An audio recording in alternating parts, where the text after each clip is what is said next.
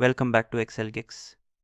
Today I'm going to show you how to freeze the top row in Excel, making it easier to work with large data sets. We'll use an example of stocks and their prices. Let's get started. First, let's create our table. Here I've got a list of stocks in column A and their corresponding prices in column B. Now we want to freeze the top row so that our headers remain visible as we scroll through the data. To freeze the top row, click anywhere on the sheet, go to the View tab, and select Freeze Panes. Then choose Freeze Top Row.